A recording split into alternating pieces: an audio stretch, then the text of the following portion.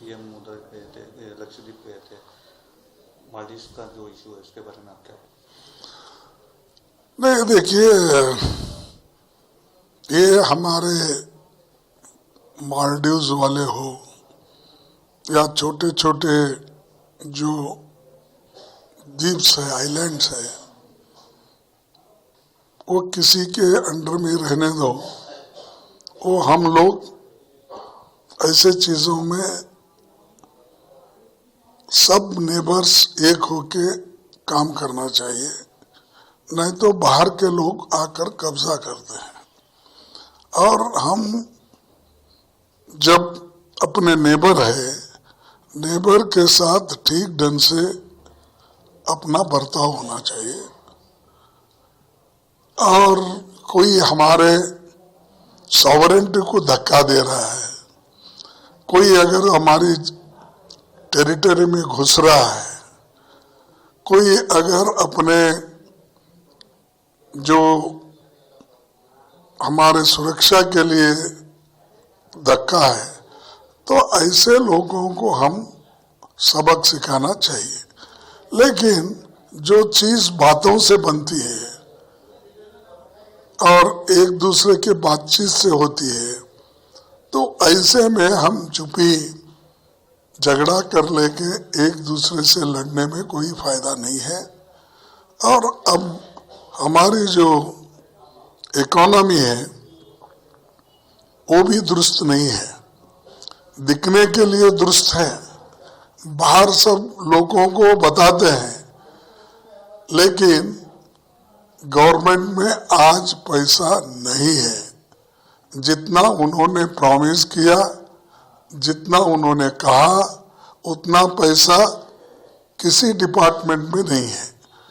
Budget में जो उन्होंने कहा था वो बजट के अनुसार पैसे नहीं रखे गए, और आज 100 रुपए में 30 रुपए खर्च हुआ है आज के दिन में। तो अब 2 महीने में क्या खर्च करेंगे? तो हर एक डिपार्टमेंट में जो बजट रखे उसका 30% भी अब खर्च नहीं हुआ, क्योंकि पैसे नहीं है। तो इसीलिए ऐसे वक्त हम लोग मिलजुल के, हमारे टूरिज्म को भी धक्का नहीं होना, और दूसरे अगर हम पर हमला करते हैं वो तो हम सहेंगे नहीं। हम बराबर गवर्नमेंट को मदद करेंगे, साथ रहेंगे। लेकिन फजूल चीजों में हाथ डाल के ये जो काम कर रहे हैं, मोदी साहब हमेशा यही काम करते हैं, और लोगों को बताने के लिए और भड़काने के लिए और इमोशनल एक क्या बोलेंगे आप, इमोशनल एक फोबिया क्रिएट करने के लिए वो करते हैं। तो ये अच्छी बात नहीं है। तो हम अपने नेबर के साथ ठीक रहना चाहिए। अगर कोई गलती करता है तो बैठ के बातचीत से सुलझाना चाहिए। अभी जो लोकसभा इलेक्शन आ रहे हैं, इंडिया अलायंस जो आपका बना हुआ है, अभी सीट शेयरिंग का भी बातचीत चल रही है, इसके बारे में कैसा प्रिपरेशन आपका? नहीं, हम तो कोशिश कर रहे हैं सब मिल के काम करें, और जो इंडिया अलायंस की जो एकता है वो बरकरार रखें, और सभी नेता एक वॉइस में बात करें, और एक दूसरों के खिलाफ बात करने में कोई फायदा नहीं है। तो मेरा यही सबसे विनती है, जैसा हम एकजुट होकर काम करते आए हैं, आइंदा भी काम करना जरूरी है, और वो काम कर रहे हैं। तो मैं चाहूँगा कि 2024 के इलेक्शन में हमारी सबकी एकता रहेगी, इसमें कोई यानी दो राय नहीं है। तो हम अपना पूरी कोशिश और ताकत लगा के बीजेपी को सबक सिखाएंगे। अभी सीट शेयरिंग का कब तक हो सकता है?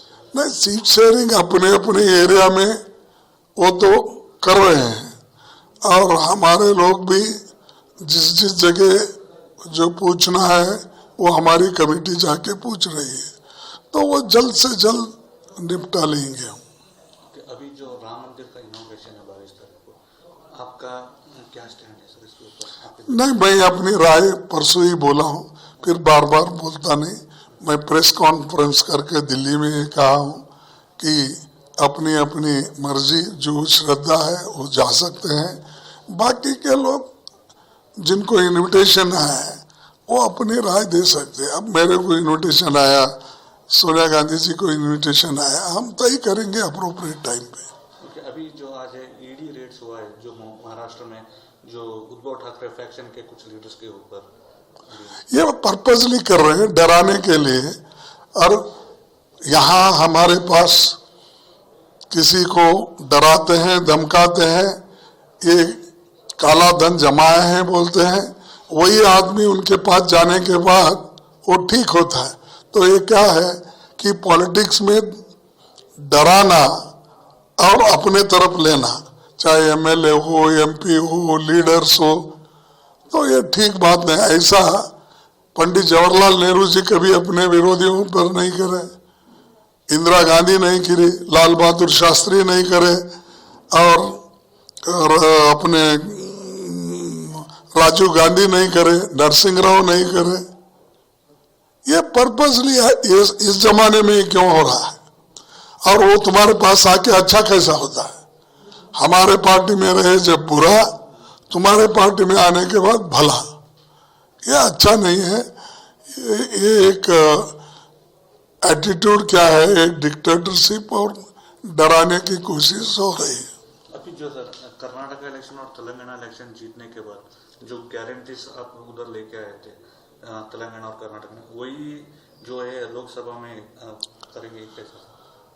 नहीं, थोड़ा देखिए, जो नए प्रोग्राम्स तो देना पड़ता है, जो सभी लोग मान जाएंगे वो प्रोग्राम तो आएगा।